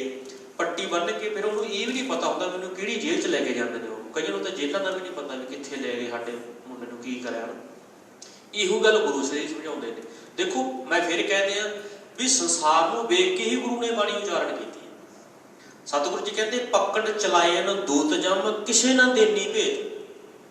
ਕਹਿੰਦੇ ਜਿਹੜੀ ਮੌਤ ਜਦੋਂ ਬੰਦੇ ਨੂੰ ਲੈ ਕੇ ਜਾਂਦੀ ਹੈ ਨਾ ਗੁਰੂ ਸਵਾਰੋ, ਉਹ ਕਿਸੇ ਨੂੰ ਭੇਤ ਨਹੀਂ ਦਿੰਦੀ ਕਿ ਬੰਦੇ ਨੂੰ ਕਿੱਥੇ ਲੈ ਕੇ ਚੱਲੀ ਹੈ। ਸਾਨੂੰ ਨਹੀਂ ਪਤਾ ਹੁੰਦਾ ਆਪਣੇ ਨਾਲ ਦੇ ਕਿੰਨੇ ਚਲੇ ਗਏ ਹੈ ਨਾ, ਕਿੰਨਿਆਂ ਨੂੰ ਆਪਣੇ ਹੱਥੀਂ ਆਪਾਂ ਸੰਸਕਾਰ ਕਰਿਆ, ਸਾਨੂੰ ਪਤਾ ਵੀ ਕਿੱਥੇ ਗਏ, ਉਹ ਪਤਾ ਹੀ ਨਹੀਂ ਨਾ, ਉਹਨਾਂ ਨੇ ਦੱਸਿਆ ਕਿ ਉਹਨਾਂ ਨੂੰ ਵੀ ਨਹੀਂ ਪਤਾ। ਪਰ ਕਹਿਣ ਤੋਂ ਮੁਰਾਦ ਇਹ ਹੈ ਵੀ ਜਦੋਂ ਮਾਰ ਪੈਂਦੀ ਇਹਨਾਂ ਨੂੰ ਬੰਨ੍ਹ ਕੇ ਲੈ ਕੇ ਜਾਇਆ ਜਾਂਦਾ। ਇੱਥੇ ਹੁਣ ਸੁਣਿਓ ਧਿਆਨ ਨਾਲ, ਸਤਿਗੁਰੂ ਜੀ ਕਹਿੰਦੇ ਹਰ ਸੱਜਣ ਦਾਵਣ ਲੱਗਿਆ। ਜਿਹੜਾ ਭਾਈ ਉਸ ਹਰੀ ਸੱਜਣ ਰੂਪੀ ਦੇ ਨਾਲ ਜੁੜ ਗਿਆ ਨਾ, ਅਕਾਲ ਪੁਰਖ ਵਾਹਿਗੁਰੂ ਨਾਲ ਜੁੜ ਗਿਆ, ਭਾਵ ਕਿ ਵੱਡੇ ਜੇਠ ਨਾਲ ਜੁੜ ਗਿਆ, ਹਰੀ ਜੇਠ ਨਾਲ ਜੁੜ ਗਿਆ, ਕਹਿੰਦੇ ਕਿਸੇ ਨਾ ਦੇਈ ਬੰਨ। ਫਿਰ ਕਹਿੰਦੇ ਉਹ ਅਕਾਲ ਪੁਰਖ ਵਾਹਿਗੁਰੂ ਇਸ ਤਰ੍ਹਾਂ ਉਹਦੀ ਰੱਖਿਆ ਕਰਦਾ ਵੀ ਉਹਨੂੰ ਕੋਈ ਬੰਨਣ ਨਹੀਂ ਦਿੰਦਾ। ਫਿਰ ਭਾਵ ਕੀ ਹੈ, ਉਹ ਬੇੜੀਆਂ ਤੋਂ ਬਚ ਜਾਂਦਾ ਹੈ ਤੇ ਅਕਾਲ ਪੁਰਖ ਵਾਹਿਗੁਰੂ ਜੀ ਉਹਨੂੰ ਫਿਰ ਬੰਨਣ ਨਹੀਂ ਦਿੰਦੇ। ਤੇ ਨਾਲ ਫਿਰ ਅੱਗੇ ਜ਼ਿਕਰ ਕਰਦੇ ਨੇ, ਕਹਿਣ ਲੱਗੇ ਮਾਨਕ ਮੋਤੀ ਨਾਮ ਪ੍ਰਭ ਉਨ ਲੱਗੈ ਨਾਹੀ ਸਨ। ਸਨ ਦਾ ਅਰਥ ਹੁੰਦਾ, ਸਨ ਤੁਸੀਂ ਸਾਰੇ ਜਾਣਦੇ ਹੋ, ਚੋਰ ਜਿਹੜਾ ਚੋਰੀ ਕਰਨਾ ਹੁੰਦਾ ਨਾ, ਜਦੋਂ ਸਨ ਲਾਉਂਦਾ ਉਹ ਸਨ ਲਾ ਕੇ ਚੋਰੀ ਕਰਕੇ ਲੈ ਕੇ ਜਾਂਦਾ। ਸਤਿਗੁਰੂ ਜੀ ਕਹਿੰਦੇ ਵੀ ਮਾਨਕ ਮੋਤੀ ਨਾਮ, ਉਸ ਅਕਾਲ ਪੁਰਖ ਵਾਹਿਗੁਰੂ ਜੀ ਦਾ ਨਾਮ ਰੂਪੀ ਜਿਹੜਾ ਮੋਤੀ ਹੈ, ਉਹ ਇੱਕ ਐਸਾ ਮੋਤੀ ਹੈ, ਕਹਿੰਦੇ ਇਹਨੂੰ ਕੋਈ ਸੰਨ ਨਹੀਂ ਲਾ ਸਕਦਾ, ਭਾਵ ਕਿ ਚੋਰੀ ਕੋਈ ਨਹੀਂ ਕਰ ਸਕਦਾ। ਇੱਕ ਸੌਖੀ ਗੱਲ ਹੋਰ ਸਮਝ ਲਈਏ, ਗੁਰਬਾਣੀ ਦੇ ਅੰਦਰ ਸਤਿਗੁਰੂ ਜੀ ਨੇ ਸਾਨੂੰ ਐਸੇ ਨਾਮ ਦੀ ਪਰਿਭਾਸ਼ਾ ਦੇ ਕੇ ਸਮਝਾਉਣ ਦਾ ਯਤਨ ਕੀਤਾ। ਮੇਰੇ ਸਤਿਗੁਰੂ ਜੀ ਕਹਿੰਦੇ ਵੀ ਜਿਹਦਾ ਉਸ ਅਕਾਲ ਪੁਰਖ ਵਾਹਿਗੁਰੂ ਜੀ ਦਾ ਨਾਮ ਸਿਮਰਨ ਆ ਗੁਰੂ ਸਵਾਰਿਓ, ਤੇ ਇਹ ਸਿਮਰਨ ਨੂੰ ਜਦੋਂ ਤੁਸੀਂ ਤੁਹਾਡੇ ਅੰਦਰ ਹਿਰਦੇ 'ਚ ਵਸ ਗਿਆ, ਇਹਨੂੰ ਕੋਈ ਨਾ ਵੰਡ ਸਕੇ, ਨਾ ਇਹਨੂੰ ਚੋਰ ਕੋਈ ਚੋਰੀ ਕਰ ਸਕੇ, ਨਾ ਇਹਨੂੰ ਪਾਣੀ ਡੋਬ ਸਕੇ, ਨਾ ਇਹਨੂੰ ਅੱਗ ਸਾੜ ਸਕੇ। ਤੁਸੀਂ ਬਚਨ ਪੜ੍ਹਦੇ ਹੋ ਗੁਰਬਾਣੀ ਦੇ ਅੰਦਰ, ਗੁਰ ਕਾ ਬਚਨ ਵਸੈ ਜੀ ਨਾਲੇ, ਗੁਰ ਕਾ ਬਚਨ ਵਸੈ ਜੀ ਨਾਲੇ, ਜਲ ਨਹੀਂ ਡੂਬੈ ਤਸਕਰ ਨਹੀਂ ਲੈ ਹੈ, ਪਾਹੇ ਨਾ ਸਕੈ ਜਾਲੇ। ਹੁਣ ਉਹਨੇ ਸਪਸ਼ਟ ਰੂਪ ਦੇ ਵਿੱਚ ਸਮਝਾ ਦਿੱਤਾ ਵੀ ਗੁਰੂ ਦਾ ਬਚਨ ਕਿਉਂ ਕਿਹਾ। ਇਹਨੂੰ ਇਸੇ ਬਚਨਾਂ ਨੂੰ ਗੁਰੂ ਸਾਹਿਬ ਜੀ ਨੇ ਧੰਨ ਕਹਿ ਦਿੱਤਾ। ਗੁਰੂ ਅਮਰਦਾਸ ਜੀ ਨੇ ਧੰਨ ਸ਼ਬਦ ਵਰਤਿਆ। ਧੰਨ ਸ਼ਬਦ ਵਰਤਿਆ ਗੁਰੂ ਦੀ ਮੱਤ ਨੂੰ। ਜਿਹਨੇ ਕਹਿੰਦੇ ਗੁਰੂ ਦੀ ਮੱਤ ਨੂੰ ਧਾਰਨ ਕਰ ਲਿਆ ਤੇ ਸਮਝ ਲਓ ਉਹਨੇ ਸੱਚਾ ਧੰਨ ਪ੍ਰਾਪਤ ਕਰ ਲਿਆ। ਕੀ ਕਹਿੰਦੇ, ਸੱਚੈ ਧੰਨ ਗੁਰਮਤੀ ਪਾਏ, ਕੱਚੈ ਧੰਨ ਫੁਨ ਆਵੈ ਜਾਏ। ਗੁਰੂ ਜੀ ਕਹਿੰਦੇ ਜਿਹੜਾ ਕੱਚਾ ਧਨ ਤੇ ਆਉਂਦਾ ਤੇ ਜਾਂਦਾ ਰਹਿੰਦਾ, ਤੇ ਜਿਹੜਾ ਸੱਚਾ ਧਨ ਹੈ ਤੇ ਉਹ ਗੁਰੂ ਦੀ ਮੱਤ ਤੋਂ ਪ੍ਰਾਪਤ ਹੁੰਦਾ। ਤੇ ਗੁਰੂ ਦੀ ਮੱਤ ਤੋਂ ਜਿਹੜਾ ਅਸੀਂ ਪ੍ਰਾਪਤ ਕਰ ਲਿਆ ਧਨ, ਤੇ ਉਹ ਧਨ ਸਾਡੇ ਕੋਲ ਰਹੇਗਾ। ਉਹ ਧਨ ਕੀ ਹੈ? ਗੁਰੂ ਦਾ ਸ਼ਬਦ। ਜਿਹੜਾ ਗੁਰੂ ਦਾ ਸ਼ਬਦ, ਗੁਰੂ ਦਾ ਬਚਨ ਸਾਡੇ ਹਿਰਦੇ 'ਚ ਵਸ ਗਿਆ, ਫਿਰ ਸਤਿਗੁਰੂ ਜੀ ਕਹਿੰਦੇ ਨਾ ਉਹਨੂੰ ਚੋਰ ਚੋਰੀ ਕਰ ਸਕੇ, ਨਾ ਉਹਨੂੰ ਪਾਣੀ ਡੋਬ ਸਕੇ, ਤੇ ਨਾ ਉਹਨੂੰ ਅੱਗ ਜਿਹੜੀ ਆ ਉਹ ਜਾਲ ਸਕੇ। ਐਸਾ ਰੂਪੀ ਧਨ ਹੈ। ਤੇ ਇੱਥੇ ਗੁਰੂ ਸਾਹਿਬ ਜੀ ਸਮਝਾਉਂਦੇ ਨੇ, ਕਹਿੰਦੇ ਮਾਨਕ ਮੋਤੀ ਨਾਮ ਪ੍ਰਭ ਉਨ ਲੱਗੈ ਨਾਹੀ ਸਨ। ਕਹਿੰਦੇ ਉਹਨਾਂ ਨੂੰ ਸਨ ਨਹੀਂ ਲੱਗਦਾ ਭਾਈ, ਭਾਵ ਕੀ ਵੀ ਉਹ ਚੋਰੀ ਨਹੀਂ ਹੁੰਦੀ, ਉਹਨੂੰ ਕੋਈ ਚੁਰਾ ਕੇ ਨਹੀਂ ਲਿਜਾ ਸਕਦਾ। ਇਹ ਇੱਕ ਐਸਾ ਨਾਮ ਰੂਪੀ ਧਨ ਹੈ। ਤੇ ਨਾਲ ਹੀ ਫਿਰ ਸਤਿਗੁਰੂ ਜੀ ਕਹਿੰਦੇ ਜਿਹਦੇ ਕੋਲੇ ਆਹ ਨਾਮ ਰੂਪੀ ਧਨ ਆ ਗਿਆ ਨਾ, ਸਤਿਗੁਰੂ ਜੀ ਕਹਿੰਦੇ ਰੰਗ ਸਭੇ ਨਰਾਇਣ ਜੇਤੇ ਮਨ ਭਵਨ। ਫਿਰ ਮਨ ਦੇ ਵਿੱਚ ਖੁਸ਼ੀਆਂ ਖਿੜੇ ਹੁੰਦੇ ਨੇ। ਭਾਵ ਕੀ ਹੈ ਕਿ ਮੇਰੇ ਸਤਿਗੁਰੂ ਜੀ ਕਹਿਣ ਲੱਗੇ ਵੀ ਰੰਗ ਸਭੇ ਨਰਾਇਣ। ਨਰਾਇਣ ਦਾ ਅਰਥ ਅਕਾਲ ਪੁਰਖ ਵਾਹਿਗੁਰੂ। ਜਿਸ ਅਕਾਲ ਪੁਰਖ ਵਾਹਿਗੁਰੂ ਜੀ ਦੇ ਇਤਨੇ ਰੰਗਾਂ ਦੇ ਵਿੱਚ ਬੰਦਾ ਮਸਤ ਹੋ ਜਾਂਦਾ ਹੈ, ਖੇਡਦਾ ਹੈ। ਭਾਵ ਇੱਥੇ ਆਪਾਂ ਸੌਖਾ ਸ਼ਬਦ ਕਰ ਸਕਦੇ ਵੀ ਜਿਹਦੇ ਕੋਲ ਅਕਾਲ ਪੁਰਖ ਵਾਹਿਗੁਰੂ ਦਾ ਨਾਮ ਰੂਪੀ ਧਨ ਆ ਗਿਆ ਨਾ, ਤੇ ਉਹ ਭਾਈ ਉਸ ਅਕਾਲ ਪੁਰਖ ਦੇ ਰੰਗਾਂ ਦੇ ਵਿੱਚ ਖੇਡਣ ਲੱਗ ਜਾਂਦਾ ਹੈ। ਭਾਵ ਕਿ ਖੁਸ਼ੀ ਮਨਾਉਂਦਾ ਹੈ, ਆਨੰਦ ਮਨਾਉਂਦਾ ਹੈ। ਉਹਦੇ ਮਨ ਦੇ ਵਿੱਚ ਆਨੰਦ ਹੀ ਆਨੰਦ ਪੈਦਾ ਹੋ ਜਾਂਦਾ। ਆਨੰਦ ਉਦੋਂ ਪੈਦਾ ਹੁੰਦਾ ਕਿ ਜਦੋਂ ਗੁਰੂ ਮਿਲ ਜਾਏ। ਤੇ ਨਾਲ ਹੀ ਫਿਰ ਜ਼ਿਕਰ ਕਰਿਆ ਸਤਿਗੁਰੂ ਜੀ ਕਹਿੰਦੇ ਜੋ ਹਰ ਲੋੜੇ ਸੋ ਕਰੇ ਸੋਈ ਜੀ ਕਰਨ। ਜੋ ਹਰ ਲੋੜੇ ਸੋ ਕਰੇ, ਜਿਹੜਾ ਉਸ ਹਰੀ ਨੂੰ, ਭਾਵ ਕੀ ਹੈ ਵੀ ਜਿਹੜਾ ਅਕਾਲ ਪੁਰਖ ਵਾਹਿਗੁਰੂ ਜੀ ਨੇ ਕਿਹਾ, ਉਹ ਮਨੁੱਖ ਜਿਹੜਾ ਫਿਰ ਉਹੀ ਕੁਝ ਕਰਦਾ। ਕੌਣ ਕਰਦਾ ਹੈ? ਕਿ ਜਿਹੜਾ ਗੁਰੂ ਦੀ ਮੱਤ ਅਨੁਸਾਰ ਜੀਵਨ ਜਿਉਂਦਾ, ਜਿਹਨੇ ਗੁਰੂ ਸਾਹਿਬ ਜੀ ਦੇ ਨਾਮ ਦੇ ਨਾਲ ਜੁੜ ਗਿਆ। ਜਿਹੜਾ ਭਾਈ ਹਰ ਜੇਠ ਜੜੰਦਾ ਲੋੜੀਏ, ਜਿਹੜਾ ਆਪਣੇ ਹਰੀ ਰੂਪੀ ਜੇਠ ਨਾਲ ਜੁੜ ਗਿਆ, ਵੱਡੇ ਨਾਲ ਜੁੜ ਗਿਆ, ਜਿਹੜਾ ਉਹਦੇ ਨਾਲ ਜੁੜ ਗਿਆ। ਮੇਰੇ ਮਾਲਕ ਜੀ ਕਹਿੰਦੇ ਆ, ਸਤਿਗੁਰੂ ਜੀ ਕਹਿੰਦੇ ਭਾਈ ਜਿਹੜਾ ਵਾਹਿਗੁਰੂ ਜੀ ਨਾਲ ਜੁੜ ਗਿਆ ਨਾ, ਤੇ ਸੱਚ ਜਾਣਿਓ ਕਹਿੰਦੇ ਫਿਰ ਕੀ ਹੈ ਵੀ ਜਿਵੇਂ ਉਹ ਕਹਿੰਦਾ ਫਿਰ ਉਵੇਂ ਕਰਦਾ। ਜੋ ਹਰ ਲੋੜੇ ਸੋ ਕਰੇ, ਸੋ ਦਾ ਅਰਥ ਹੁੰਦਾ ਉਹੀ ਕਰਦਾ। ਜਿਹਨਾਂ ਨੂੰ ਵਾਹਿਗੁਰੂ ਨੂੰ ਚੰਗਾ ਲੱਗਦਾ ਕਰੂਗਾ ਉਹ ਸੋਈ ਜੀ ਕਰਾ, ਕਹਿੰਦੇ ਉਹੀ ਫਿਰ ਉਹ ਚੀਜ਼ ਜਿਹੜੇ ਹੈ ਉਹ ਕਰਦੇ। ਇਸੇ ਕਰਕੇ ਤਾਂ ਭਾਈ ਫਿਰ ਕਹਿੰਦੇ ਜੋ ਪ੍ਰਭ ਕੀਤੇ ਆਪਣੇ ਸੇ ਕਹੀ ਹੈ ਧਨ, ਜਿਹੜਾ ਪ੍ਰਭੂ ਕਰਦਾ ਫਿਰ ਉਹ ਉਸੇ ਨੂੰ ਹੀ ਧੰਨ ਧੰਨ ਕਹਿੰਦਾ ਵੀ ਮੇਰੇ ਮਾਲਕ ਨੇ ਜੋ ਕਰਤਾ ਉਹ ਧੰਨ। ਜੇ ਆਪਾਂ ਕਹਿੰਦੇ ਜੋ ਤੁਧ ਭਾਵੈ ਸਾਈ ਭਲੀ ਕਾਰ ਤੂੰ ਸਦਾ ਸਲਾਮਤ ਨਿਰੰਕਾਰ, ਵੀ ਮੇਰੇ ਮਾਲਕਾ ਜੋ ਤੂੰ ਕਰ ਰਹੇ, ਜੋ ਵੀ ਤੂੰ ਕਰ ਰਹੇ ਵੀ ਬਸ ਉਹੀ ਚੰਗਾ ਹੈ, ਮੈਨੂੰ ਉਹ ਪ੍ਰਵਾਨ ਹੈ। ਇੱਥੇ ਮੈਂ ਥੋੜਾ ਜਿਹਾ ਜ਼ਿਕਰ ਜ਼ਰੂਰ ਕਰਦੇ ਹਾਂ। ਗੁਰੂ ਸਵਾਰਿਓ, ਇਹ ਜਿਹੜੀ ਸਾਰੀ ਖੇਡ ਹੈ ਨਾ, ਇੱਕ ਗੁਰੂ ਦੀ ਤੇ ਇੱਕ ਸਿੱਖ ਦੀ ਖੇਡ ਹੈ। ਸੌਖੇ ਸ਼ਬਦਾਂ ਨਾਲ ਸਮਝ ਲਈਏ ਵੀ ਇੱਕ ਮਰੀਦ ਹੈ ਤੇ ਇੱਕ ਗੁਰੂ ਹੈ।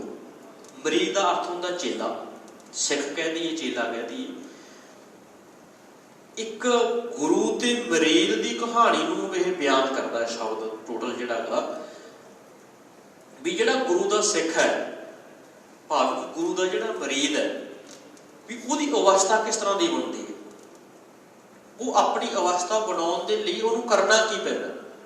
ਹੁਣ ਭਾਈ ਗੁਰਦਾਸ ਜੀ ਨੇ ਬੜੇ ਸੋਹਣੇ ਸ਼ਬਦਾਂ ਨਾਲ ਸਮਝਾਉਣ ਦਾ ਯਤਨ ਕੀਤਾ। ਭਾਈ ਗੁਰਦਾਸ ਜੀ ਕਹਿੰਦੇ ਵੀ ਜਿੰਨਾ ਸਮਾਂ ਮਨੁੱਖ ਜਿਹੜਾ ਆਪਣੇ ਗੁਰੂ ਦਾ ਨੌਕਰ ਨਹੀਂ ਨਾ ਬਣਦਾ ਤੇ ਉਹਨਾਂ ਸਮਾਂ ਖੇਡ ਬਣਨੀ ਕੋਈ ਨਹੀਂ। ਬਸ ਇੰਨੀ ਗੱਲ ਯਾਦ ਰੱਖਿਓ।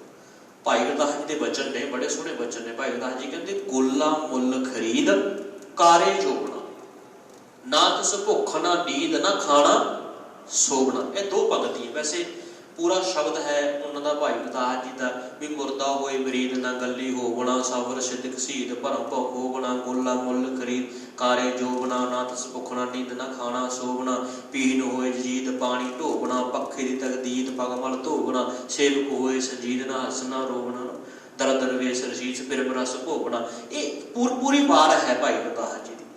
ਆਪਾਂ ਸਿਰਫ ਸਮਝਣ ਦਾ ਯਤਨ ਕਰਨਾ ਵੀ ਇੱਥੇ ਮਰੀਦ ਦਾ ਭਾਵ ਕੀ ਹੈ, ਵੀ ਗੁਰੂ ਤੇ ਮਰੀਦ ਦੀ ਗੱਲ ਹੈ। ਮਰੀਦ ਉਹੀ ਕਹਾ ਸਕਦਾ ਵੀ ਜਿਹੜਾ ਗੁਰੂ ਦਾ ਨੌਕਰ ਬਣ ਗਿਆ। ਨੌਕਰੀ ਕਿਹਨੂੰ ਕਹਿੰਦੇ ਆ? ਜਿਹਨੇ ਆਪਣੇ ਆਪ ਨੂੰ ਵੇਚਤਾ ਹੋਵੇ।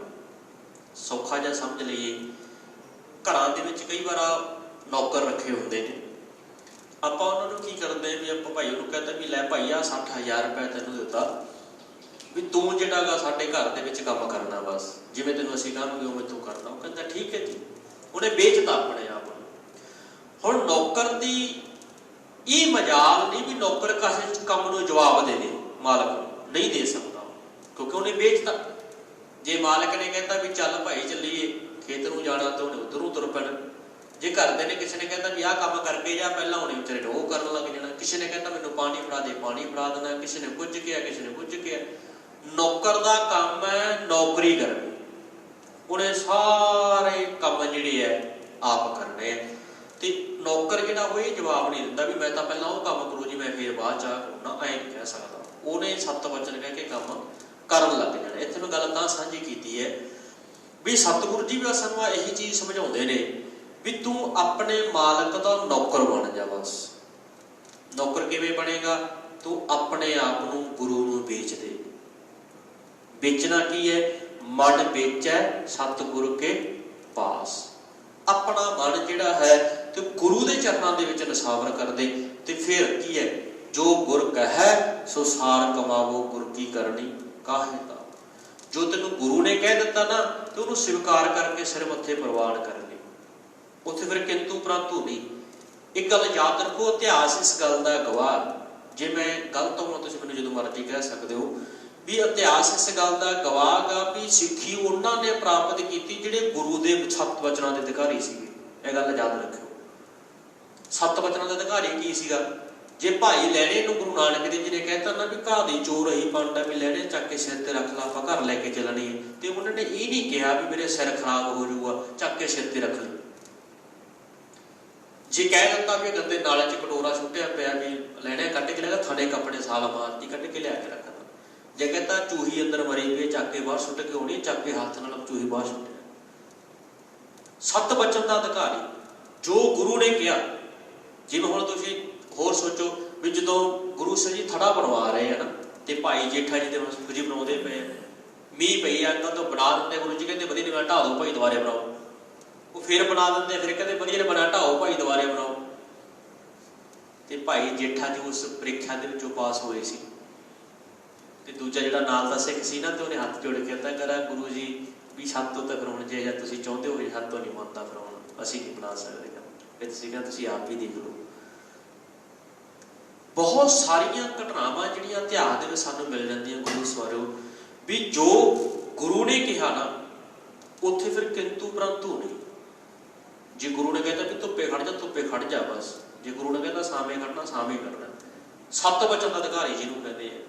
ਤੇ ਸਾਡੀ ਤਾਂ ਐਡੀ ਬਦਕਿਸਮਤੀ ਹੈ ਵੀ ਅਸੀਂ ਤਾਂ ਸੱਤ ਵਚਨ ਦੇ ਅਧਿਕਾਰੀ ਕੀ, ਅਸੀਂ ਤਾਂ ਗੁਰੂ ਦੀਆਂ ਬਾਣੀ ਦੀ ਕਿੰਤੂ ਪਰੰਤੂ ਕਰਨ ਲੱਗ ਗਏ। ਗੁਰੂ ਦੇ ਇਤਿਹਾਸ ਤੇ, ਗੁਰੂ ਦੀਆਂ ਗੱਲਾਂ ਤੇ ਬੜਾ ਕੁਝ ਹੈ। ਸਾਡੇ ਚੋਂ ਸਰਦਾ ਭਾਵਨਾ ਨੇ ਵੀ। ਮੈਂ ਇੱਕ ਜ਼ਿਕਰ ਇੱਥੇ ਹੋਰ ਕਰਦਿਆਂ ਨਾਲ ਦੇ ਕੋਲ ਸਮਾਂ ਬੜਾ ਸੀਮਿਤ ਹੈ, ਵੀ ਜਿੱਥੇ ਗੱਲ ਹੈ ਗੋਲਾ ਮੁੱਲ ਖਰੀਦ ਕਾਰੇ ਜੋਬਣਾ, ਕਾਰੇ ਜੋਬਣਾ ਤੇ ਕੰਮ ਲੱਗ ਜਾਣਾ ਹਨਾ। ਤੇ ਨਾ ਤਿਸ ਭੁੱਖ ਨਾ ਨੀਂਦ ਨਾ ਖਾਣਾ ਸੋਵਣਾ। ਹੁਣ ਜਿਹੜਾ ਨੌਕਰ ਆ, ਨਾ ਉਹਨੂੰ ਭੁੱਖ ਦੀ ਹੁੰਦੀ ਹੈ, ਨਾ ਖਾਣ ਦੀ, ਨਾ ਸੌਣ ਦੀ, ਨਹਾਉਣ ਦੀ, ਨਾ ਧੋਣ ਦੀ। ਉਹ ਗੁਰੂ ਦੀ ਸੇਵਾ 'ਚ ਲੱਗਿਆ ਰਹਿੰਦਾ। ਕਿਵੇਂ ਸੌਖਾ ਸਮਝ ਲਈਏ, ਭਾਈ ਲਹਿਣਾ ਜੀ ਗੁਰੂ ਅੰਗਦ ਦੇਵ ਜੀ ਬਣੇ। ਗੁਰੂ ਅੰਗਦ ਦੇਵ ਜੀ ਦੇ ਕੋਲ ਬਾਬਾ ਅਮਰਦਾਸ ਜੀ ਆਏ। ਬਾਬਾ ਅਮਰਦਾਸ ਜੀ ਹੁਣ ਉਹਨਾਂ ਦੀ ਸੇਵਾ ਦੇ ਵਿੱਚ ਲੱਗੇ ਹੋਏ ਨੇ। ਸਮਝਣ ਦਾ ਯਤਨ ਕਰੋ, ਸੇਵਾ ਕਿਵੇਂ ਕਰਦੇ ਆ। ਤੁਹਾਨੂੰ ਸਾਰਿਆਂ ਨੂੰ ਪਤਾ ਵੀ ਗਾਗਰ ਪਾਣੀ ਦੀ ਭਰ ਕੇ ਲੈ ਕੇ ਆਉਂਦੇ ਹੋ, ਪਹਿਰ ਰਾਤ ਰਹਿੰਦੇ ਆ। ਹੁਣ ਸੋਚ ਕੇ ਦੇਖੋ, ਤੇ ਪਾਣੀ ਲਿਆਉਂਦੇ ਨੇ ਭਰ ਕੇ ਬਿਆਸ ਦਰਿਆ ਦੇ ਵਿੱਚੋਂ, ਬਿਆਸ ਦਰਿਆ 'ਚ ਲਿਆਉਂਦੇ ਨੇ। ਕੀ ਖਡੂਰ ਸਾਹਿਬ ਦੀ ਧਰਤੀ ਤੇ ਪਾਣੀ ਹੈ ਨਹੀਂ ਗਾ? ਸੋਚਣ ਵਾਲੀ ਗੱਲ ਹੈ। ਇੱਕ ਇਸ਼ਨਾਨ ਪਾਣੀ ਕਰਾਉਣਾ ਗੁਰੂ ਸਾਹਿਬ ਜੀ ਨੂੰ, ਉਹ ਗਾਗਰ ਚੱਕ ਕੇ ਉੱਥੋਂ ਭਰ ਕੇ ਲਿਆਉਂਦੇ ਆ। ਕੀ ਖਡੂਰ ਸਾਹਿਬ ਦੀ ਧਰਤੀ ਤੇ ਪਾਣੀ ਹੈ ਨਹੀਂ? ਪਾਣੀ ਹੈ। ਕਦੋਂ ਆ ਪਾਣੀ? ਜਿਵੇਂ ਬਾਬਾ ਅਮਰਦਾਸ ਜੀ ਨੇ ਬਾਣੀ ਬੀਬੀ ਅਮਰੋ ਜੀ ਤੋਂ ਸੁਣੀ ਸੀ ਨਾ, ਤੇ ਭਾਈ ਲਹਿਣਾ ਜੀ ਨੇ ਬਾਣੀ ਭਾਈ ਜੋਧ ਜੀ ਤੋਂ ਸੁਣੀ ਸੀ। ਉਸ ਸਮੇਂ ਭਾਈ ਜੋਧ ਜੀ ਜਿਹੜੇ ਸਨ, ਤੇ ਉਹ ਖਡੂਰ ਸਾਹਿਬ ਦੀ ਧਰਤੀ ਤੇ ਉੱਥੇ ਖੂਹ ਤੋਂ ਪਾਣੀ ਭਰਦੇ ਸੀਗੇ, ਜਦੋਂ ਭਾਈ ਲਹਿਣਾ ਜੀ ਖਡੂਰ ਸਾਹਿਬ ਧਰਤੀ ਤੇ ਸੀ। ਭਾਵ ਕਿ ਗੁਰੂ ਅੰਗਦ ਦੇਵ ਜੀ ਗੁਰੂ ਬਣਨ ਤੋਂ ਪਹਿਲਾਂ ਵੀ ਪਾਣੀ ਹੈ ਉੱਥੇ। ਤੇ ਜੇ ਉੱਥੇ ਪਾਣੀ ਹੈ, ਫਿਰ ਬਾਬਾ ਅਮਰਦਾਸ ਨੂੰ ਗਾਗਰ ਚੱਕ ਕੇ ਉੱਥੋਂ ਵਿਆਸ ਚੋਂ ਪਾਣੀ ਭਰ ਕੇ ਲਿਆਉਣ ਦੀ ਕੀ ਲੋੜ ਪੈ ਗਈ ਸੀ? ਘਰੋਂ ਤਰਕੇ ਦੇ ਜਿਹੜਾ ਕਰਦਾ ਹੁਣ, ਇਹਨੂੰ ਤੁਸੀਂ ਕੀ ਕਹੋਗੇ? ਹੁਣ ਪਤਾ ਕੀ ਕਹੋ ਵਾਲਾ ਵੀ ਸਰਦਾ ਸੀ ਜੀ, ਫਿਰ ਸਰਦਾ ਤੁਸੀਂ ਤੋੜਤੀ ਲੋਕੋ। ਸਰਦਾ ਤਾਂ ਬਣਾਉਣੀ ਹੈ ਨਾ। ਕਹਿੰਦੇ ਜੀ ਸਰਦਾ ਸੀ, ਉਹ ਤਾਂ ਕਹਿੰਦੇ ਸਰਦਾ ਸੀ ਗੁਰੂ ਸਾਹਿਬ ਵੀ, ਤਾਂ ਉਹ ਕਹਿੰਦੇ ਵੀ ਉੱਥੋਂ ਪਾਣੀ ਲਿਆਉਣਾ, ਮੈਂ ਤਾਂ ਲਿਆਉਂਦਾ ਜੀ। ਕਹਿੰਦੇ ਪਾਓ ਤਾਂ ਆਹੀ ਚੀਜ਼ ਤਾਂ ਬਣਾਉਣੀ ਹੈ ਨਾ। ਅੰਦਰ ਭਾਵਨਾ ਜਿਹੜੀ ਹੈ ਉਹ ਤੁਹਾਡੇ ਅੰਦਰ ਪੈਦਾ ਹੋਣੀ ਚਾਹੀਦੀ ਹੈ। ਗੁਰੂ ਦੇ ਪ੍ਰਤੀ ਤੁਹਾਡਾ ਅਥਾਹ ਪ੍ਰੇਮ ਹੋਵੇ। ਬਸ ਨਿਸ਼ਾਵਰ ਕਰ ਦਿਓ ਆਪਣੇ ਆਪ ਨੂੰ ਗੁਰੂ ਦੇ ਅੱਗੇ ਵੀ ਮੇਰੇ ਮਾਲਕਾ ਬਸ ਤੇਰਾ ਹੀ ਹੈ, ਮੈਂ ਤਾਂ ਬਸ ਤੇਰੇ ਲਈ ਮੈਂ ਕੁਝ ਵੀ ਕਰ ਸਕਦਾ, ਕੁਝ ਵੀ। ਤੇ ਜੋ ਗੁਰੂ ਨੇ ਕਹਿ ਦਿੱਤਾ ਸਤ ਬਚਨ, ਮੇਰੇ ਗੁਰੂ ਨੇ ਕਿਹਾ ਤੇ ਮੈਂ ਮੰਨਣਾ, ਬਸ ਗੱਲ ਸੁਣਨੀ ਹੈ।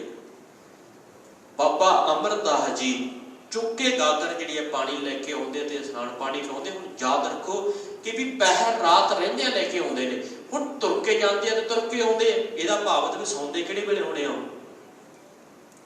ਕਿ ਪਹਿਰ ਰਾਤ ਰਹਿੰਦੇ ਹੋਣਾ ਨਾ, ਤਾਂ 2:30 ਵਜੇ ਆ ਕੇ ਉਹਨਾਂ ਇਸ਼ਨਾਨ ਪਾਣੀ ਕਰਾ ਦੇਣਾ, ਤੁਰ ਕੇ ਗਏ ਨੇ ਤੇ ਤੁਰ ਕੇ ਵਾਪਸ ਉਹਨੇ ਟਾਈਮ 'ਚ ਮੁੜ ਕੇ ਆਉਣਾ, ਤੇ ਸਾਰੀ ਰਾਤ ਲੰਘ ਜਾਂਦੀ ਹੋਣੀ। ਇਹਨੂੰ ਕਹਿੰਦੇ ਆ ਨਾ ਤਿਸ ਭੁੱਖ ਨਾ ਨੀਂਦ ਨਾ ਖਾਣਾ ਸੋਵਣਾ, ਪੀਨ ਹੋਏ ਜੀਦ ਪਾਣੀ ਢੋਵਣਾ। ਇਹਨੂੰ ਕਹਿੰਦੇ ਫਿਰ ਭਾਈ ਗੁਰਦਾਸ ਜੀ, ਇਹਨੂੰ ਕਹਿੰਦੇ ਆ ਭਾਈ ਗੁਰੂ ਤੇ ਸਿੱਖ ਦਾ ਗੁਰਦੁਆਰਾ। ਇਹਨੂੰ ਕਹਿੰਦੇ ਬਰੀਦ, ਮੁਰਦਾ ਹੋਏ ਬਰੀਦ ਨਾ ਗੱਲੀ ਹੋਵਣਾ। ਗੱਲਾਂ ਦੇ ਨਾਲ ਸਿੱਖ ਨਹੀਂ ਬਣਿਆ ਜਾਂਦਾ ਗੁਰੂ ਸਵਾਰੋ, ਗੱਲਾਂ ਦੇ ਨਾਲ ਗੁਰੂ ਦਾ ਚੇਲਾ ਨਹੀਂ ਬਣਿਆ ਜਾ ਸਕਦਾ।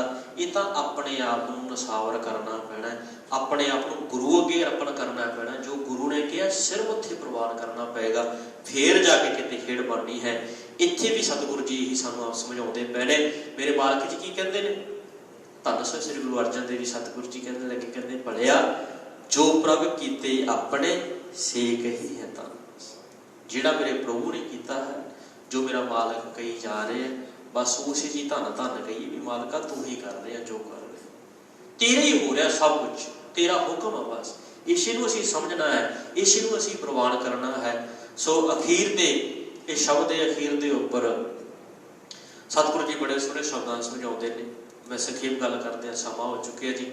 सतगुरु जी कहने लगे कहते भाई अपने लिए जे मिले विसण को रवान साधु संग प्राप्त नानक रंग मन हर जेठ रंगीला तिस धनी जिस कह भाग मथान। कहते असल दे विच भाई वो हरि रूपी जेठ अकाल पुरख जेठ का अर्थ हुंदा बड़ा वो हरि रूपी बड़ा वाहिगुरु सी कहते भाई उस नूं प्राप्त होंदा जिहदे कहते भाई वड्डे भाग जागदे ने अपने भागां नूं जगाईए सी अपने भाग असीं चंगे बनाईए भाग चंगे बनाउण दे लई सानूं गुरु के हुक्म ते पहरा देना पैना है गुरु की दसी हुई मर्यादा अनुसार अपना जीवन बतीत करना पैना।